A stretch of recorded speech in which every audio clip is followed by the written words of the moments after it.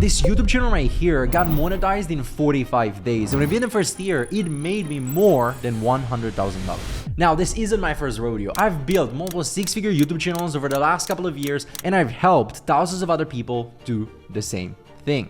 But with this particular channel, I documented everything from start to finish. From me finding the niche, to hiring the team, to selling the channel for over six-figure just 12 months after launching it. So today, I'm going to show you the 6-step system that I use to successfully scale that Faceless YouTube channel so you can use it for yourself. It all begins with step 1, niche research and validation. You see, most people mess this up because they pick a niche based on what they're passionate about instead of picking based on what actually makes money. Instead, what you want to do is find a niche with proven demand where existing creators are doing a poor job with the execution. To do this, I use a 3-step validation process. First, look for 2 to 3 competitors getting decent views but with terrible production quality. You want to find channels pulling in 300,000, 500,000, even 1 million views per month, but their thumbnails look like they were made in paint. For example, when I was researching vintage vehicles, I found this channel right here getting 500,000 views per month, but their quality was poor compared to what I knew I could produce. Second, you want to find niches that are new to YouTube, but that have decades of offline experience. You want to find passionate communities that exist already outside of YouTube, but aren't well served by quality content creators or quality faceless channels. With vintage vehicles, people spend entire weekends at car shows, and there are massive collector communities. But when I did my research, there was almost no quality faceless channel on YouTube at the time. And third, run them through my validation checklist. Ask yourself 3 questions. Is there existing proof of demand? Can I execute significantly better than the current players? And do I have concrete ways to improve what's currently being done? Now, if you're thinking, but what about building a channel around my passion? That's a great question, but in my opinion, you don't necessarily need to be passionate about your niche. You see, I wasn't a car guy at all. I didn't even have a car when I started the vintage vehicles channel. What matters most is market opportunity, and only then comes personal interest. If the niche that you're researching doesn't meet even one of these 3 criteria, let it go and just look for another niche. And it might take a while to find a good one, but this is one of the most important steps of the whole process, so you need to get it right. I went to probably 15 different niches before I landed on vintage vehicles, because once you go to the 3-step validation process, it's time to research your competitors systematically. Spend 2 to 3 hours mapping their most successful videos, identifying content gaps, and noting where their current production is weak. For my channel, I analyzed Top Cars TV, Bladed Angel, and this channel right here. Top Cars TV had great editing, but inconsistent uploads. Bladed Angel had views, but inconsistent thumbnails. And Q Muscle Cars had decent packaging, but poor scripts. The key insight you need to understand here is to look for proven niches where you can execute significantly than the current players. Do not look for empty niches. Empty niches are empty for a reason, usually because there's no money there. Again, when the data shows you your original niche idea is not going to work, research another one until you find one that meets all of your criteria, and then you'll know you found a good one. Now that you've analyzed your niche and analyzed the competition, there's something critical you need to do before you even think about setting up your channel. You see, most people spend weeks perfecting their channel setup, creating the perfect logo, writing descriptions, and then they realize they cannot actually create the content that they envision. And this is why the second step in my process is to build your team. I hire my team first because your content quality determines everything. Your logo doesn't, your channel banner doesn't, but the people creating your videos definitely do. And here you also have 3 ways to approach building your content creation process. First, the DIY method is where you do everything yourself: the scripts, the voiceovers, the editing, and the thumbnails. This works if you have more time than money, but it's going to take you forever to scale. The second way is the full automation method, where you outsource 100% of the work to freelancers online on platforms like Fiverr or Upwork.com. And for a 10 to 12 minute video, you are looking at paying anywhere from $50 to $150 when you factor in the scriptwriters, the voice actors, the video editors, and the thumbnail designers. But the third way is the hybrid method. It combines the best AI tools available today with selective human expertise. You see, instead of doing everything yourself or outsourcing everything to freelancers, you can use AI to handle the tasks that it's actually pretty good at, like script outlines, voice generation, and thumbnail concepts, and you bring in humans only where they add the most value.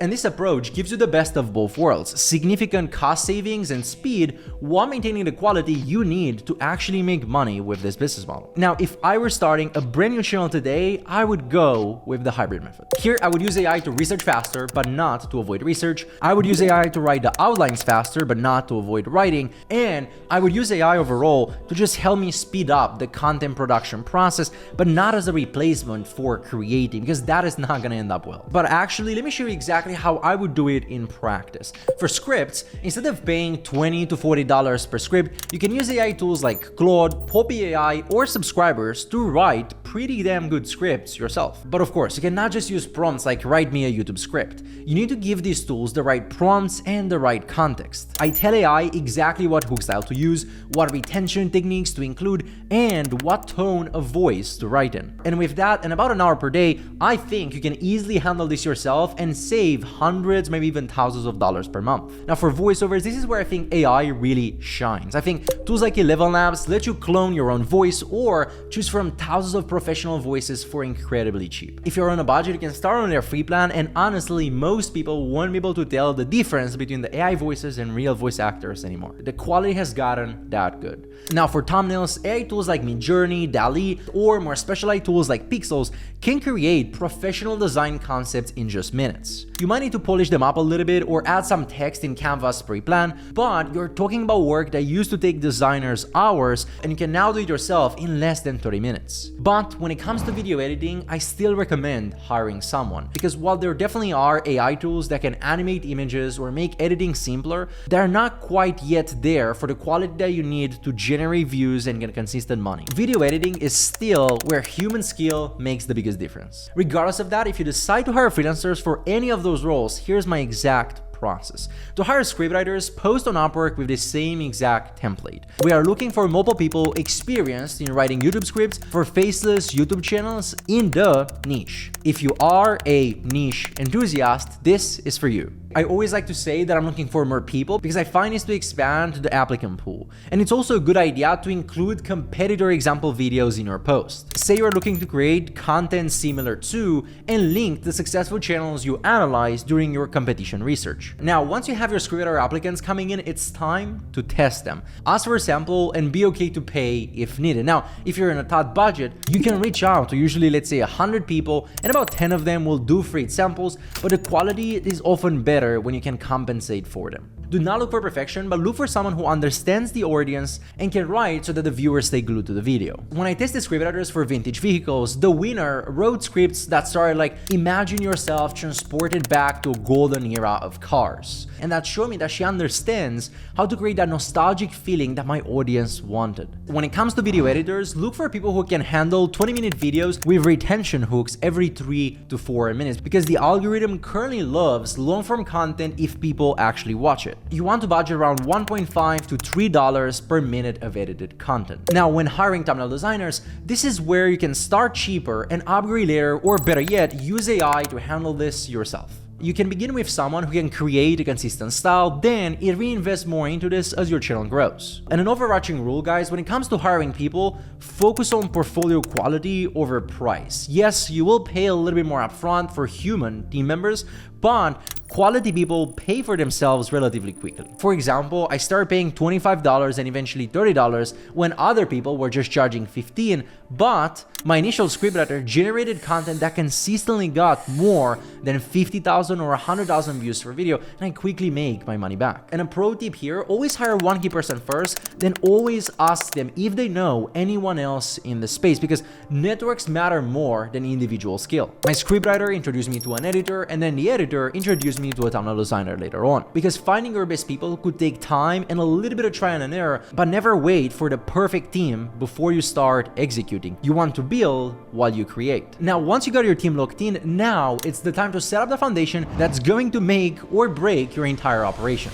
You see, most people spend weeks trying to create a perfect channel setup. Do not be one of those people, because while they're busy creating the perfect channel, successful creators are already 3 videos deep learning what actually works, actually actually give views and actually makes money. And this is why I say don't spend more than 30 minutes thinking about your channel name. Go to ChatGPT, ask for suggestions, and just pick one. Your channel name, in my opinion, and in the last 5 years of experience, matters way less than you think. You're way better off focusing your energy on content quality instead. So as long as you pick something evergreen that won't box you in a specific niche later, you are good to go. I chose to go with vintage vehicles instead of muscle car legends or anything like that because it allowed me to later on talk about trucks, motorcycles, or whatever the data showed that worked. Now, to actually set up your YouTube channel, just copy what I did. First, set up a new Gmail account specifically for this and create a free YouTube channel. Second, you want to verify your phone number, your identity, and get your channel features enabled immediately. This is a crucial step that I see beginners make because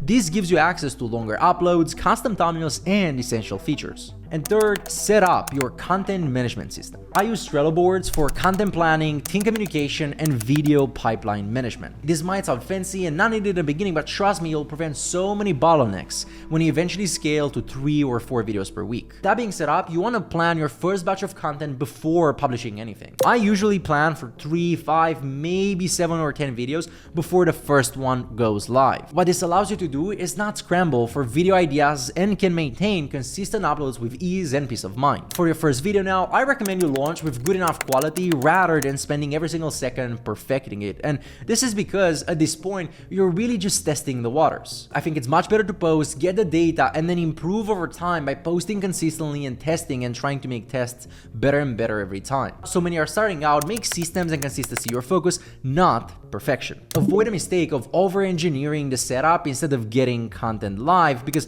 perfect is the enemy of good. So your channel is now set up and your team is ready to execute. Now comes the part that separates successful channels from the 95% that never make a single dollar. Step 4 is where you discover what actually makes money through data-driven content testing. This is one of the most important steps to making money because it determines everything else and it can massively influence your strategy and your posting frameworks, right? Now, what I want you to do is to follow this testing framework. Start by creating 3 to 4 different content angles within the chosen niche. Test them over 2 to 3 weeks, then double down on what the audience responds to. For vintage vehicles, I tested muscle cars, luxury cars, and pickup trucks. The muscle car content did okay, the luxury cars was mediocre, but pickup trucks absolutely exploded. This video right here outperformed everything else at that point by 300%. So this is the crucial insight that you need to understand. You choose your niche and your sub-niche chooses you based on the audience response, not on your personal preferences. So when the data tells you what works, just listen to it. Then once you find a winner, you want to use what I call the double down strategy. When pickup trucks proved to be successful, I posted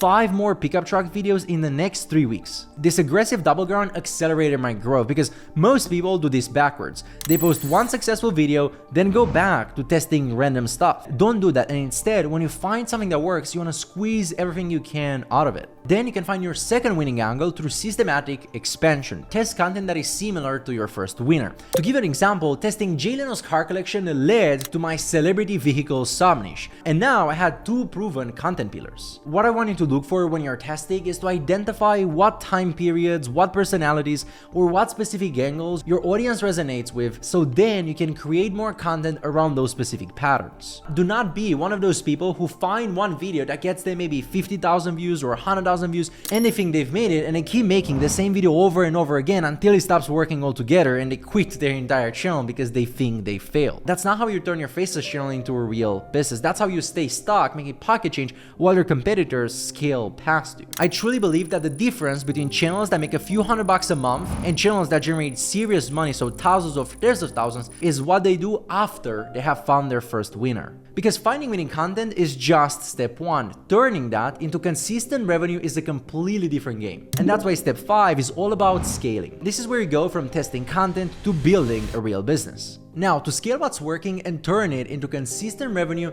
first, you want to understand your monetization timeline. I would focus on watch time optimization from day 1. Create 15 to 20 minute videos with strong retention hooks every 3 to 4 minutes. The algorithm currently loves long-form content if people actually watch it enough. And with this approach, I hit YouTube monetization in 45 days. But remember, this was our specific timeline. Then once you identify your first winners, you want to increase your posting frequency to 3 to 4 videos per week, maybe even 5 if you have the means to. But it's very important that you only scale the content that's actually generating views and revenue. You are either doubling down or testing new videos.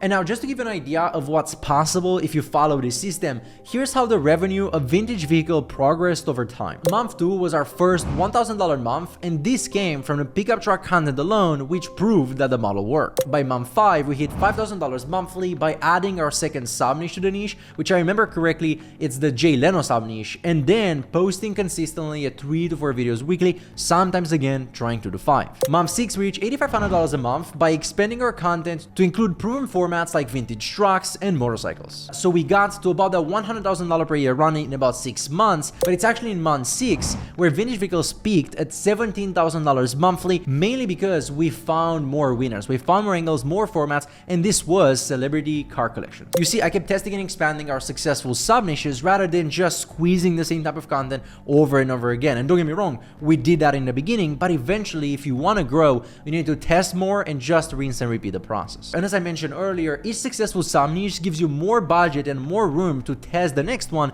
and make even more money. For me, I found that pickup trucks made money and used that to test Jay Leno content, which made more money, and then used that to test motorcycles and vintage trucks. Now, not all tests work, but the key lesson here is that successful scaling is about consistently testing and expanding while maintaining the quality and the systems that got you there in the first place. Now, before we move on to step 6, I want to share 2 critical scaling mistakes that you absolutely must avoid. First, do not waste time optimizing old content. Focus your energy on creating new videos with better thumbnails, because for sure, when it comes to faceless channels, this will pay off much better. And second, never scale too fast without proven systems. You need systems for content planning, team communication, and quality control before ramping up production, because you want to scale smart, not just fast. It can all come down crumbling on you. Now, the next and final step is where most creators make a fatal mistake that costs them hundreds of thousands of dollars in potential value. Step 6 is thinking like a business owner from day one and not just like a content creator.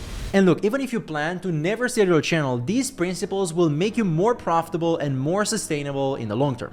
Now, here's exactly what you need to do to build real business value. First, document everything from day one. Ideally, you create SOPs and guides for every important aspect of your channel. How do you research content? How do you come up with titles? How do you brief your team? And how do you review the final videos? Ideally, you want to document it all and build financial tracking systems. Here, you want to track not just revenue, but cost per video, team expenses, and profit margins. You want to know your numbers at all times. The Vintage Vehicle channel generated $100,000 in AdSense revenue in its very first year of running, and then I was able to sell that for $100,000 plus an earnout. Third, it's important to create systems that run without your daily involvement. You want to build something that operates even if you go away in vacation, let's say. Now, this could mean good systems, automations, quality team members, and easily repeatable processes. Empire Flippers, the website where I sold the channel on, valued the channel based on consistent revenue, documented processes, the quality of the team, and growth. Now, building systems sounds fancy, but here's exactly how I do it and keep it very simple. First, you just want to create some spreadsheets where you track your content performance. Which content times perform best, which video durations work better than the others, or things like what video topics get the most engagement, because just documenting this stuff is going to give you a massive unfair advantage. Next, create simple SOPs or standard operating procedures using Google Docs. Define how you want your content to be published and how you want your files to be stored. This content management approach might seem unnecessary, but it's going to help you in the future, and it will also keep your team very, very organized. Then, of course, you want to use a project management software, because this will do 90% of the work for you. Whether you use tools like Trello, Asana, or Notion, doesn't really matter. Just make sure they have clear stages for each video, and more importantly, that your team knows exactly how to use it and how to go through those stages without you. And remember, this matters even if you never sell your channel, because these systems will force you to build a real business instead of just a content side hustle. You'll be more profitable, more scalable, and less dependent on your personal involvement when it comes to making money with your faceless channel. Now, if you want to go deeper into the step-by-step and the intricacies of this business model and see how you can make money with it, I have a free step-by-step course right here.